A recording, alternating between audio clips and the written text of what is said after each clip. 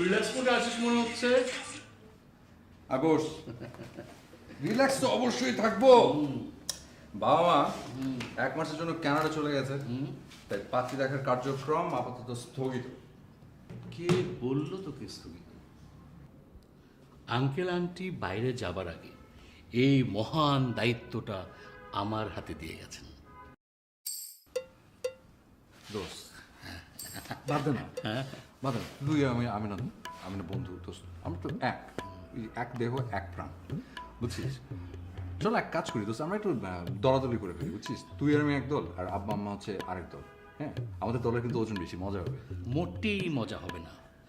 তোর বাবার মানে আঙ্কেলের ধমকের যে ওজন, তা আমাদের সম্মিলিত ওজনের চেয়ে অনেক বেশি। আমি এরকম ধমক খেতেই পারবো না, প্রশ্নই আসে না। আমি আঙ্কেলের দলে খেলবো। আর যেটা হবে, দায়িত্ব যখন নিয়েছি, দায়িত্ব অবহেলা করা যাবে না একদম। আমি তো মেয়ের ছবি নিয়ে এসেছি। হ্যাঁ, তুই ছবি দেখ। ছবি দেখে তোর যদি মেয়ে পছন্দ হয়, রেস্টুরেন্টে তোদের দেখার ব্যবস্থাটা আমি করে ফেলতে চাই।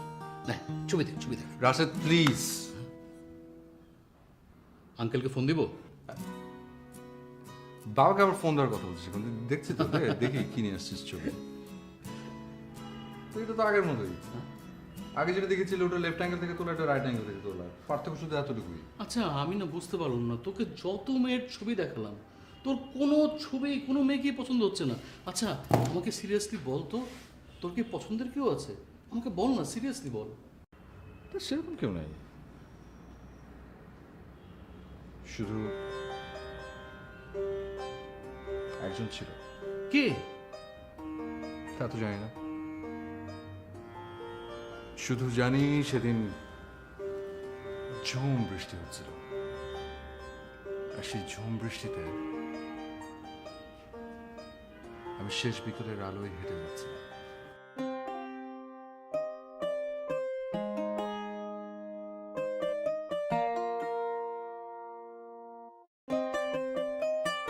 কিন্তু হঠাৎ করে কোথায় যেন হারিয়ে গেলাম আমি। বিশ্বাস কর, আমি ঝুম বৃষ্টিতে হারিয়ে যাইনি। আমি হারিয়ে গেছিলাম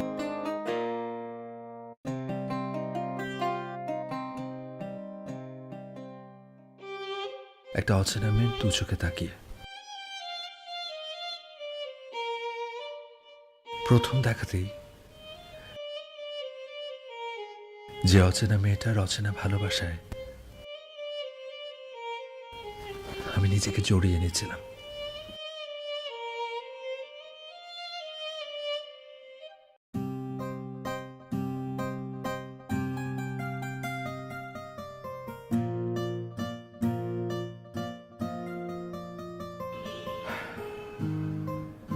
এরপর মেয়েটাকে আর খুঁজে পাইনি।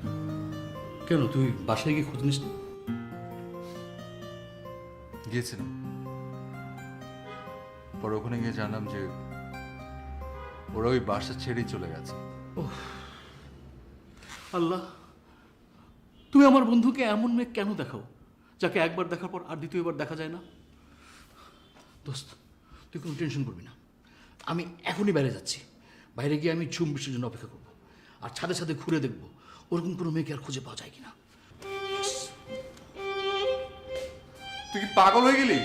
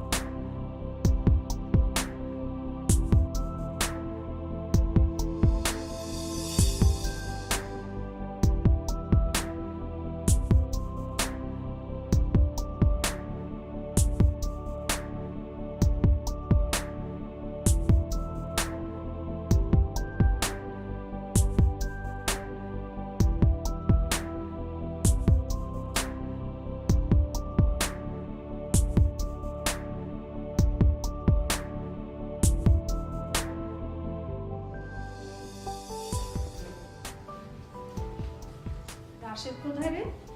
ও তো চলে গেছে ঝুম ঋষিতে আমার জন্য পাত্রী খুঁজতে। বাইরে আবার ঝুম বৃষ্টি কোত্থেকে এলো? পাগল কোথাকার। মামা হুম মামা বল। ও মামা আরে কি সমস্যা? মামা মামা বলতে আর ভালো লাগে না, একটু মামি বলতে ইচ্ছে করে।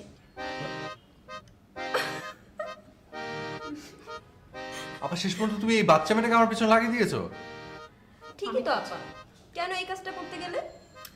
আর ভাইয়ার বিয়ে করার সময়টা কোথায়? ভাইয়ার তো এখন আমার সাথে যেতে হবে। তুই আবার মাঝখান থেকে কি বলছিস? কোথায় যেতে হবে? কেন? আমার ভার্সিটিতে আমার বান্ধবী নিরার রবীন্দ্রসঙ্গীত অনুষ্ঠানে। অসম্ভব, আমি জীবনেও যাব না। ওর বান্ধবী এক একটা কার্টুন বরাবর, মানে একবার একটা নাচের প্রোগ্রামে নিয়ে গেছে। ওহ সে কি নাচ, মনে হচ্ছিল আমি একটা সার্কাসে গেছি। আর গান, ওই গানের অনুষ্ঠান এত বাজে, গলা যে মানুষের হতে পারে। ওর থেকে যদি আমিও কয়েকটা গান গেতাম না, 10টা মানুষ দাঁড়িয়ে বলতো ওয়ান মোর ওয়ান মোর। দেখো ভাইয়া, আমার ফ্রেন্ডসদের নিয়ে একেবারে উল্টাপাল্টা কথা বলবে না। আর তোমাকে নিয়ে যাচ্ছি শুধুমাত্র আমার ফিরতে রাত হবে তাই। আর তোমাকে গান শুনতে কে বলেছে? তুমি কানের তুলো দিয়ে থাকবে। আমি যাবো না। ঠিক আছে, বাবাকে বলে দিচ্ছি। আর বাবাকে কেন আবার বলতে হবে? আশ্চর্য। ঠিক আছে, কারণ তুলে দিয়ে যাবো। Thank you. দুটোই পাগল।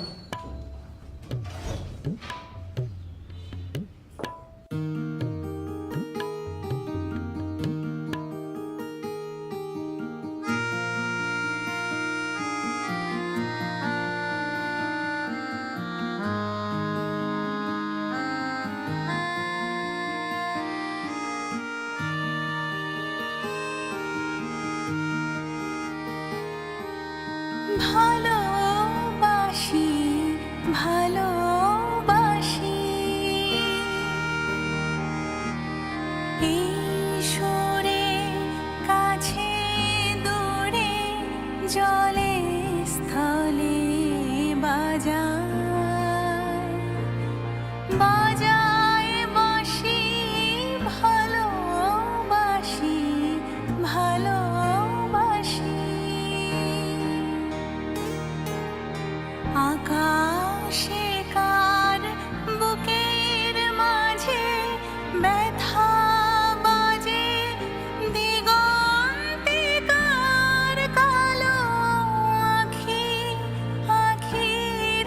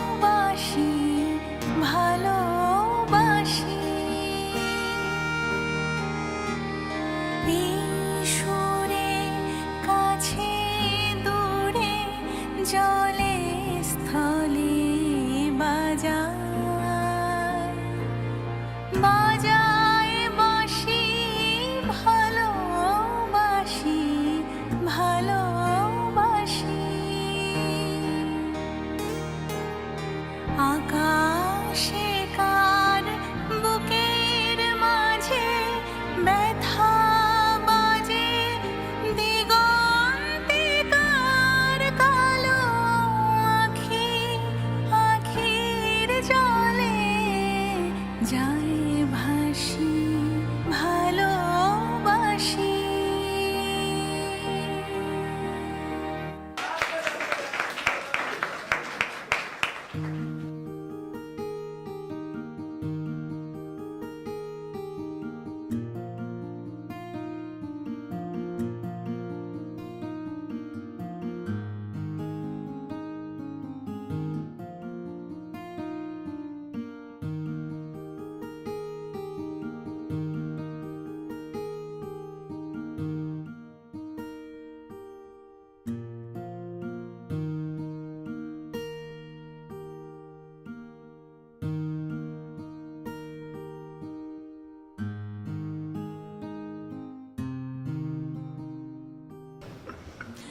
আচ্ছা আনিকা, তুই এত সুন্দর করে কি করে গান করিস? বাসায় যাওয়ার পরেও না আমার মনে হচ্ছিল তোর গান আমার কানে বাজে। তুই না আসলেই একটা জিনিয়াস রে। কিছুই না, সবই প্র্যাকটিস।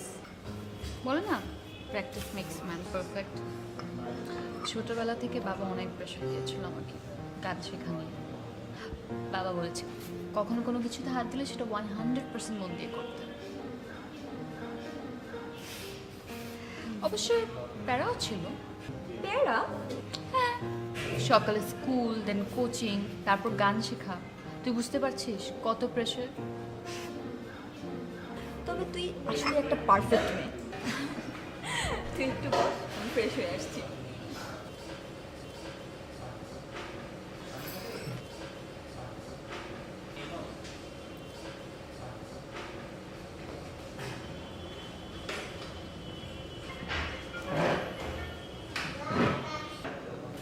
এক্সকিউজ মি, আমার একটা ফ্রেন্ড আছে, আপনি একটু অন্য সিটে গিয়ে বসেছেন। সমস্যা নেই। সমস্যা নাই মানে?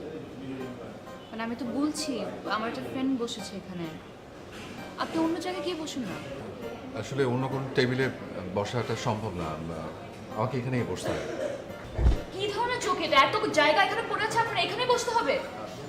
ভাইয়া তুমি? হ্যাঁ আমি। ভাইয়া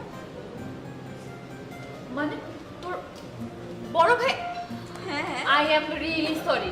তো তুই বলবি না ভাই এখানে আসবে? আমি আর ওনাকে কি বলছিলাম, বলছিলাম অন্য জায়গায় গিয়ে বসতে। আমি সরি। R it's okay. না না, আই এম রিয়েলি সরি। কিন্তু ভাইয়া তুমি এখানে হঠাৎ করে কি মনে করে আসলে? ওরা চলে আসলাম, ওই আকাশের অবস্থা খুব বেশি একটা ভালো না। আকাশ মানে আমাদের ডিপার্টমেন্টের আকাশ? ও যে বাইক চালাতো? কিছু হয়েছে? আমি আসলে সেই আকাশের কথা বলছি না, মাথার ওপরে যে আকাশ সেই আকাশের কথা বলছি। অনেক মেঘ করেছে তো যে কোনো মুহূর্তে ঝুম বৃষ্টি নামবে, আর বৃষ্টিতে ভিজলে আবার ঠান্ডা কাশির ঝামেলা। তাই ভাবলাম এদিক দিয়ে যেহেতু যাচ্ছি তোদেরকে নামিয়ে দিই, আগে ওকে নামিয়ে তারপর চল বাসে চলে যাই। হ্যাঁ চল, তোকে বাসায় নামিয়ে দিয়ে দেন আমরা চলে যাবো। না না, আমাকে নামাতে হবে না, আমার বাসা তো কাছে, আমি চলে যাব। আর বৃষ্টিতে ভিজলেও কোনো প্রবলেম নাই, বৃষ্টি আমার খুব পছন্দ, তুই তো জানিসই। আমি জানি না, মানে ওই বৃষ্টি তো নর্মালি মেয়েদের খুব পছন্দ, তো এই জন্য গ্যাস করেছি আর কি। তোদের কি দেরি হবে? চল। না দেরি হবে না, আমরা এখন উঠবো। এই চল, তোকে বাসায় নামিয়ে দিয়ে দেন আমরা যাবো। নামাতে হবে না তো, আমার বাসার কাছে, আমি চলে যাবো। এসো, চল না। অসুবিধা নেই, এসো। চল। আচ্ছা বিটল ক্লিয়ার।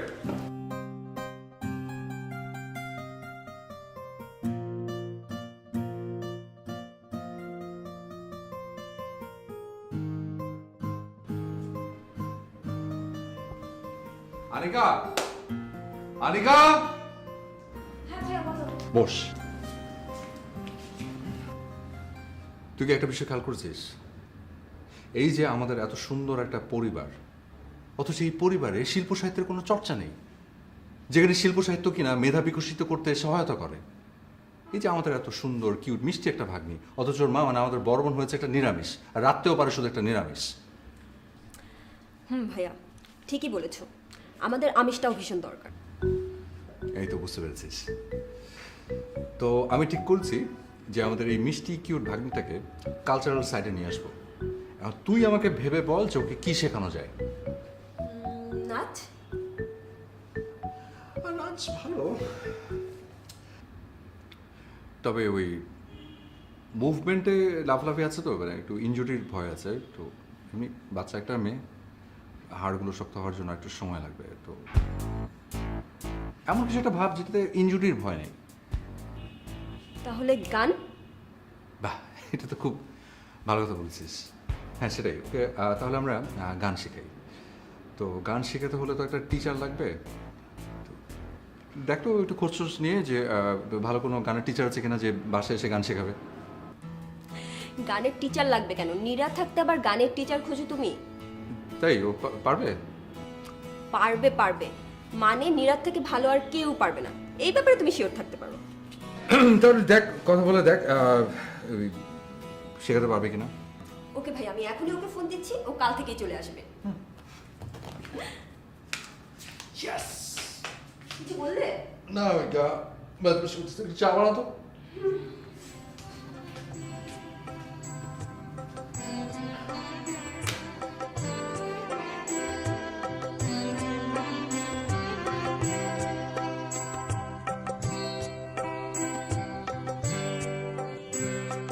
পুরানো সেই দিনের কথা ভুলবি কি রে, আয়ো সেই চোখের দেখা প্রাণের কথা, সে কি ভুলা যায়।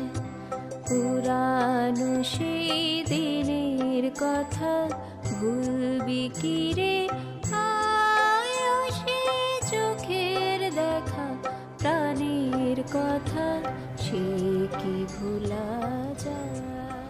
আয় আর একটি বার আয় রে সখা, প্রাণের মাঝে আয়, মোরা সুখের দুঃখে কথা কব, প্রাণ জুড়াবে তাই।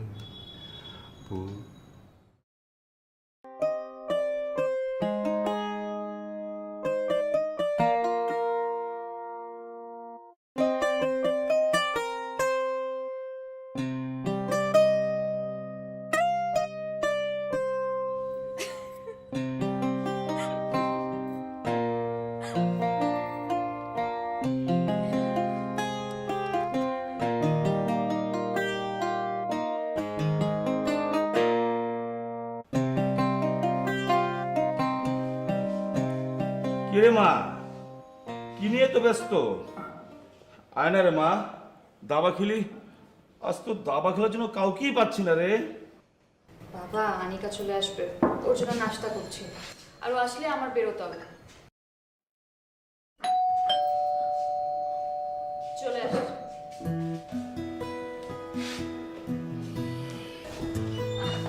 এই আনিকা, ভাইয়া পানি খাবে, এক গ্লাস পানি দে তো। হ্যাঁ শিওর, আসুন না না, আসুন আপনি। আয়।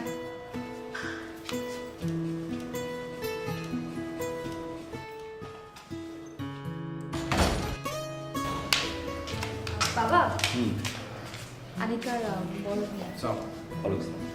এসো বসো। আমি বসি।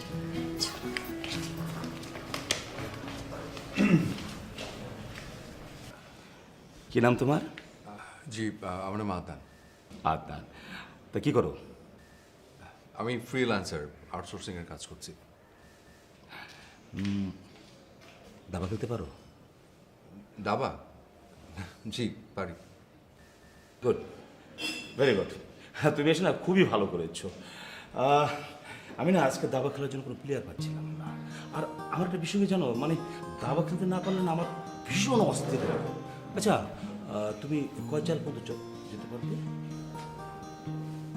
জি আচ্ছা ঠিক আছে, তোমাকে 10 চাল যাওয়ার সময় দিলাম, তাহলে শুরু হোক। Young man Adnan, please.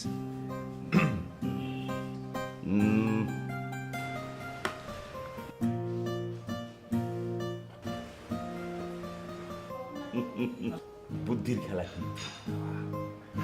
হ্যাঁ?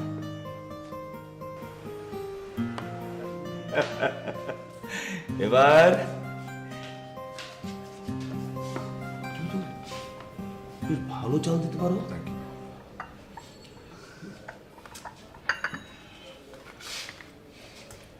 আচ্ছা তুই চল,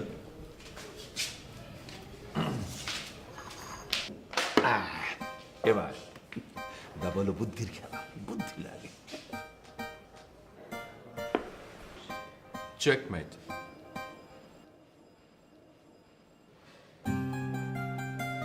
ও মাই গড, মারে ও তো দেখছে জিনিয়াস, আমাকে হারিয়ে দিয়েছে। তোমাকে হারিয়ে দিয়েছে? হ্যাঁ, you are very genius. Thank you. অবশ্য আমার মেয়েটাও, ও যে কাজ করে না, পারফেকশন 100 এমনকি ওর লাইফ পার্টনার সিলেকশনটাও একদম পারফেক্ট, একদম। Life partner? না, আমি সাইমের কথা বলছি। ও কিন্তু তোমার মতো জিনিয়াস। মানে এই যে আজকে তুমি হারালে, এর আগে আমাকে একজনই হারাতে পেরেছে, ওই সাইম। সিভিল ইঞ্জিনিয়ার হিসেবে বড় একটা কোম্পানিতে জব করছে এখন। অবশ্য মানে ও ডিগ্রি করতে লন্ডনে আছে। ভাবছি এবার লন্ডন থেকে আসলে ওই এঙ্গেজমেন্ট সহ বিয়েটা সেরে ফেলবো।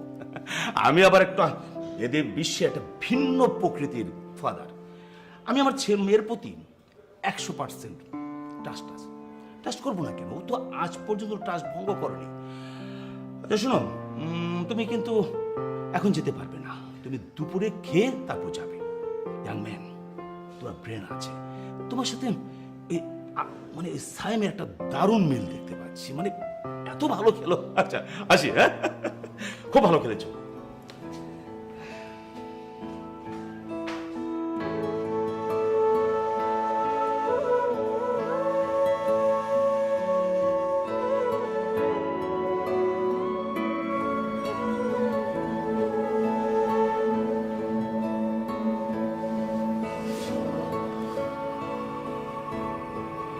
আনিকা, জি ভাইয়া। আমি বাসায় যাচ্ছি।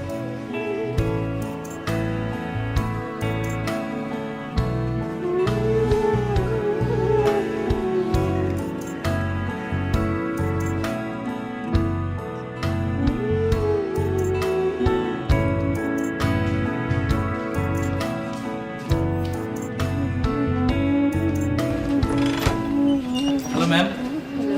ম্যাম একটা পার্সেল ছিল আপনার জন্য।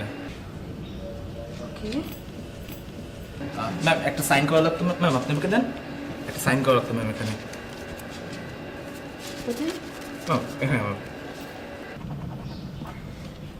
Thank you ma'am, have a nice day ma'am.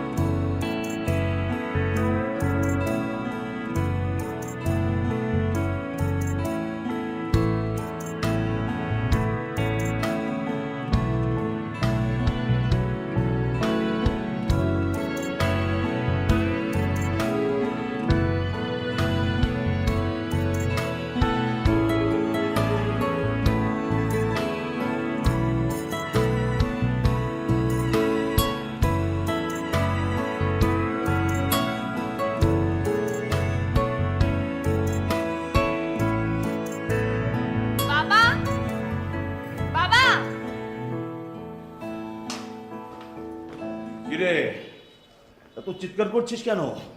বাবা দেখো পাগলটা কি করেছে, কতগুলো গিফট পাঠিয়েছে।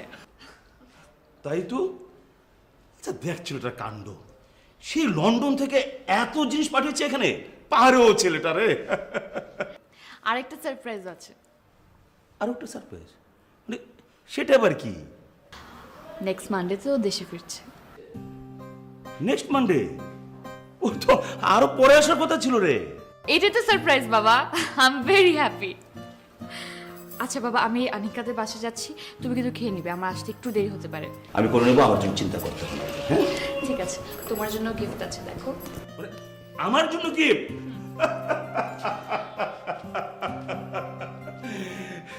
পাগলি মা আমার ছেলেটা ওটা পাগল।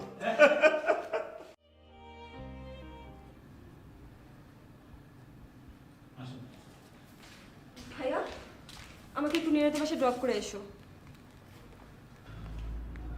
তুই যা, আমি যাবো না। ভাইয়া প্লিজ একটু নামিয়ে দিয়ে আসো না। বললাম তো আমি যেতে পারবো না।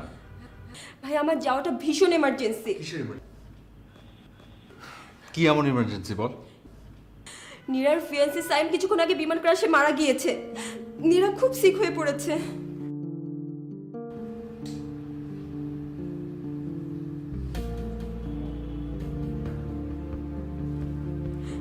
হ্যাঁ আঙ্কেল ফোন করেছিল।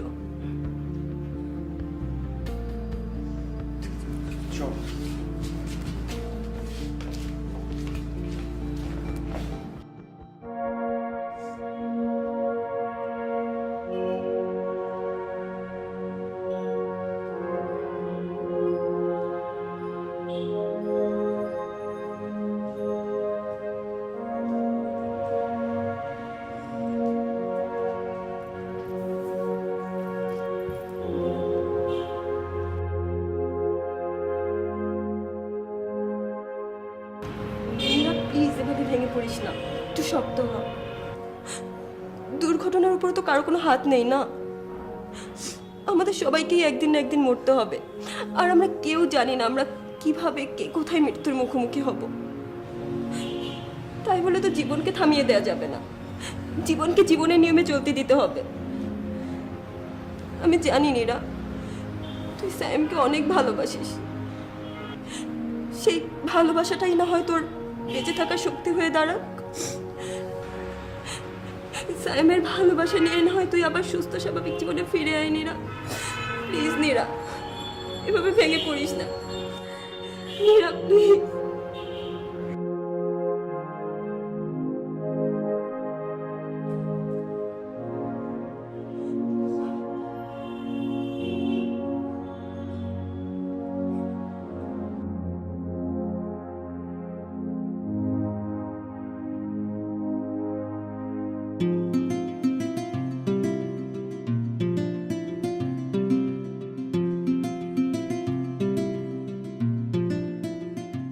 নীরা, আমি তোমাকে ভীষণ ভালোবাসি, বিশ্বাস করো। সেই ভালোবাসাটা ছোট বোনের বান্ধবীর প্রতি ভালো লাগা থেকে নয়, ঝুম বৃষ্টিতে একটা অচেনা মেয়েকে প্রথম দেখাতেই ভালো লাগা থেকে। এরপর আমি অনেকবার সেই ছাদটা নিচে গিয়ে দাঁড়িয়েছিলাম শুধু তোমার অপেক্ষায়, কিন্তু আর দেখা পাইনি।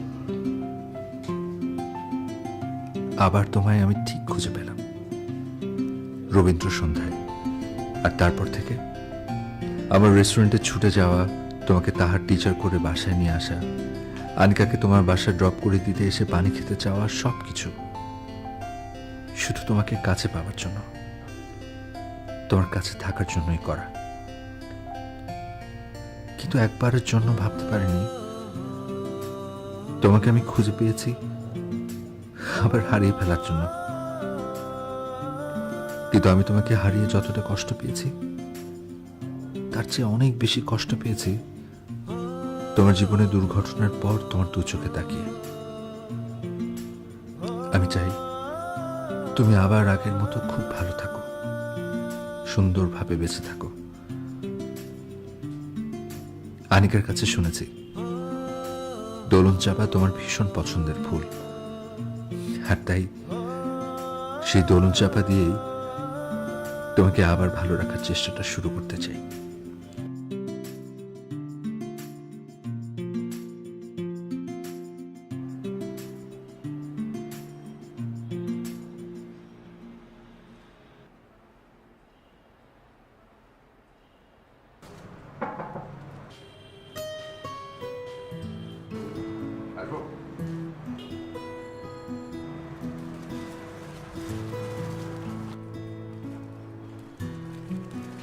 দেখো তোমার জন্য কি নিয়ে এসেছি। আনিকার কাছে শুনলাম তোমার সবচেয়ে পছন্দের ফুল নাকি দোলন চাপা। রাস্তা দিয়ে যাচ্ছিলাম, হঠাৎ করে চোখে পড়লো, তাই ভাবলাম তোমার জন্য। আপনি কেন শুধু শুধু এসব করছেন?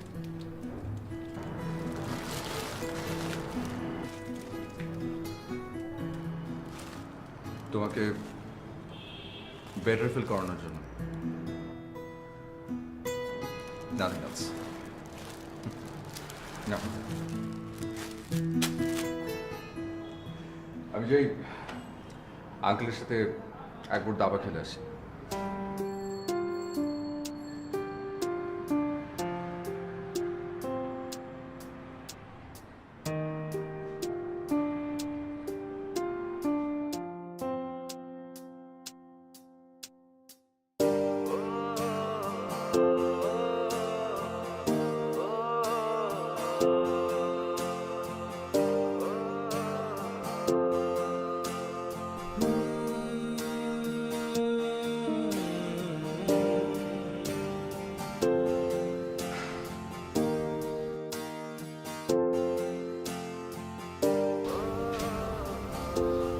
আমি কিছুতেই মানতে পারছি না। তো বিশ্বাস কর, আমি যখন ওকে হারিয়ে ফেলছিলাম আমি ভীষণ কষ্ট পেয়েছিলাম, ভীষণ। কিন্তু এখন যখন ওর চোখের দিকে তাকিয়ে আমার কষ্ট দেখতে পাই, সেই কষ্টটা আমার হারিয়ে ফেলা ভালোবাসা থেকে হাজার হাজার গুণ বেশি। সেটাই তো স্বাভাবিক, যে সত্যিকারের ভালোবাসে সে তার ভালোবাসার মানুষের কষ্ট অনেক গভীরভাবে অনুভব করতে পারে।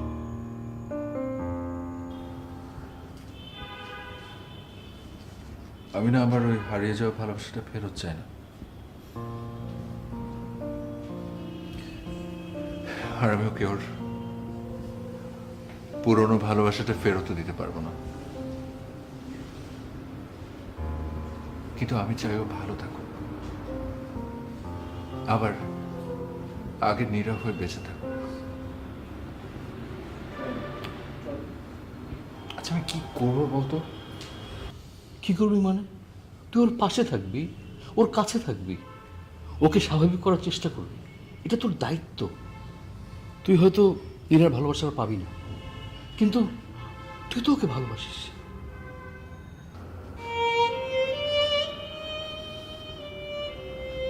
ঠিক বলেছিস, আমি ওর পাশে থাকবো, ওকে আবার সুস্থ করে তুলব, ওর মন ভালো করার চেষ্টা করে যাবো।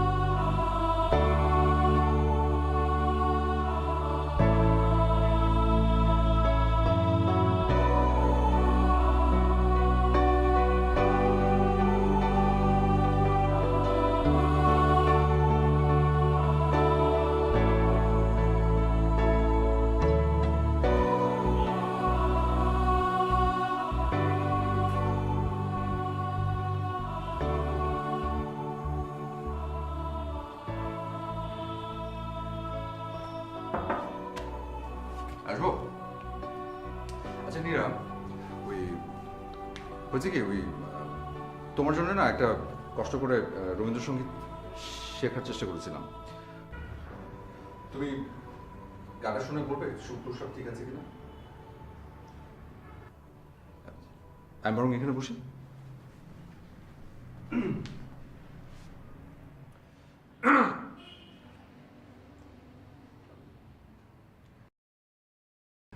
কেন মেঘ আসে হৃদয় আকাশে, তোমারে দেখিতে দেয় না,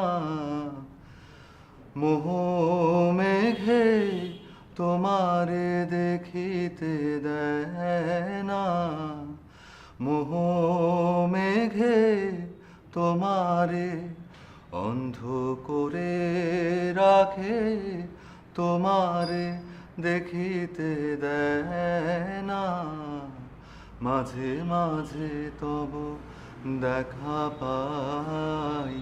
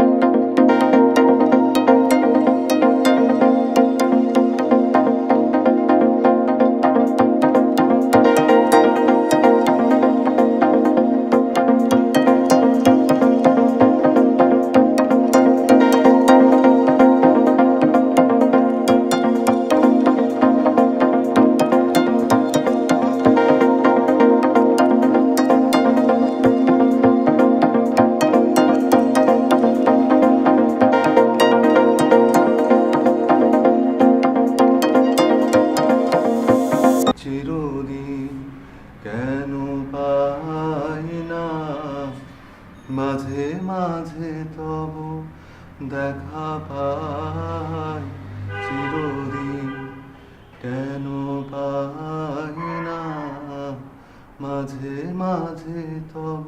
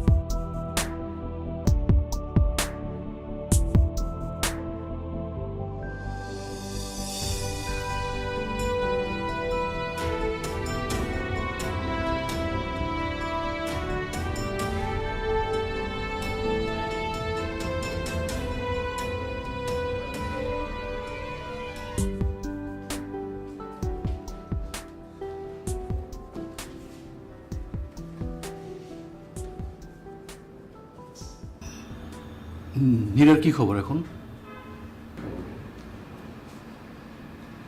আছে, ভালো আছে, আর থেকে অনেক বেটার। তাই নাকি?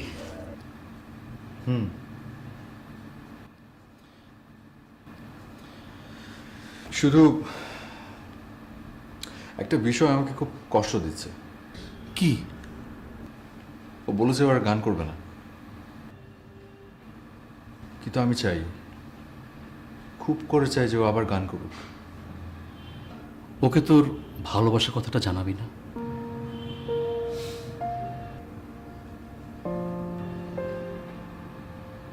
পারবো না, আমি চাই না ও আমাকে ভুল বুঝুক। ও ভালো আছে, সুস্থ আছে, এতে আমি খুশি। চল বেরোই। চল।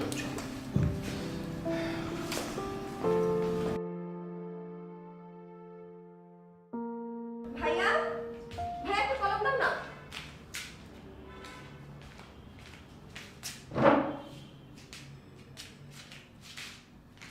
বইগুলোর কি অবস্থা?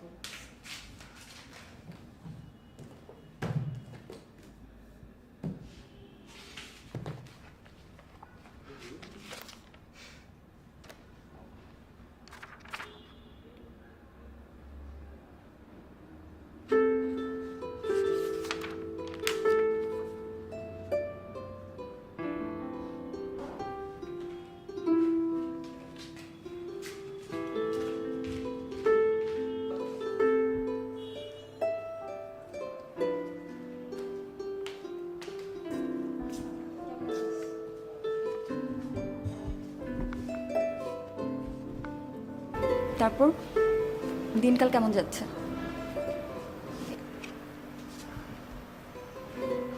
চলছে। আনিকা, তোকে একটা কথা বলবো, বাট কিভাবে বলবো ঠিক বুঝতে পারছি না। বল। ভাইয়া তোকে ভালোবাসে। অনেক দিন ধরেই খেয়াল করছিলাম ভাইয়া ডায়েরিতে কি যেন লেখে। আমার যদি উচিত হয়নি, তাও লুকিয়ে লুকিয়ে আমি ডায়েরিটা পড়ে ফেলেছি। এই ডায়েরিতেই সব কিছু লেখা ছিল। তুই এই ডায়েরিটা পড়লেই সব কিছু জানতে পারবি।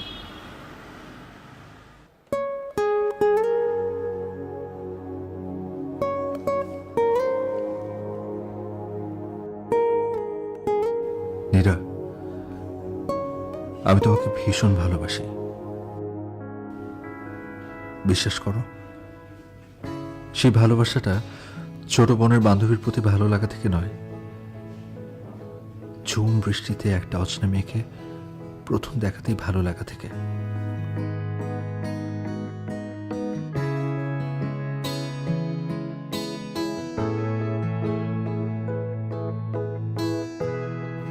এরপর আমি অনেকবার সেই ছাদটা নিচে গিয়ে দাঁড়িয়েছিলাম শুধু তোমার অপেক্ষায়, কিন্তু আর দেখা পাইনি।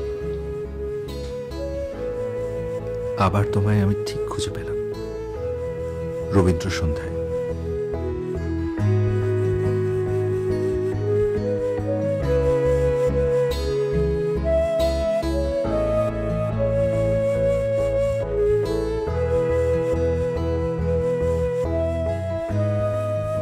আর তারপর থেকে আমার রেস্টুরেন্টে ছুটে যাওয়া, তোমাকে তাহার টিচার করে বাসায় নিয়ে আসা,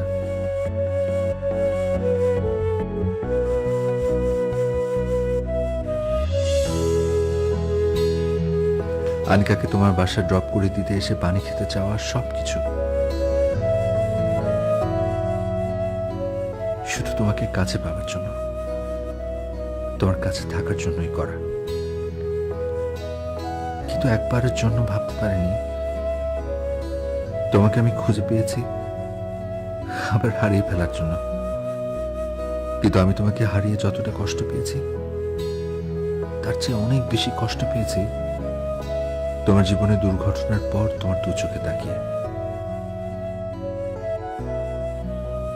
আমি চাই তুমি আবার আগের মতো খুব ভালো থাকো, সুন্দরভাবে বেঁচে থাকো। আনিকার কাছে শুনেছি দোলন চাপা তোমার ভীষণ পছন্দের ফুল, আর তাই সেই দোলন চাপা দিয়েই তোমাকে আবার ভালো রাখার চেষ্টাটা শুরু করতে চাই।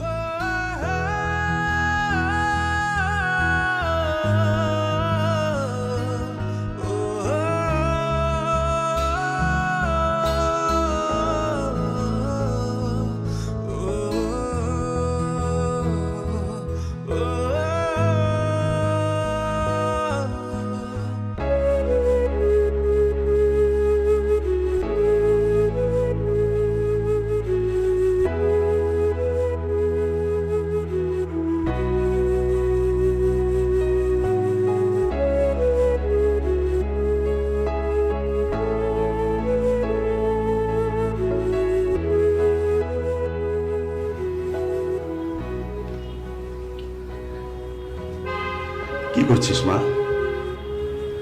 না কিছু না।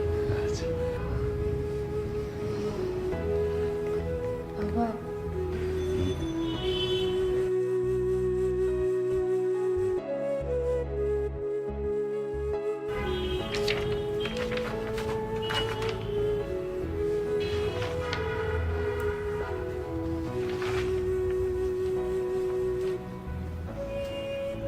আদনান যে তোকে ভালোবাসে তা আমি আগে থেকে জানতাম। যেদিন ওর সাথে আমার প্রথম দাবা খেলা হয় না, সেদিন ওর চোখ দেখি তোর প্রতি ওর ভালোবাসাটা আমি বুঝতে পেরেছিলাম। আসলে আদনান খুব ভালো ছেলে মা, খুব ভালো ছেলে। ঠিক আছে মা।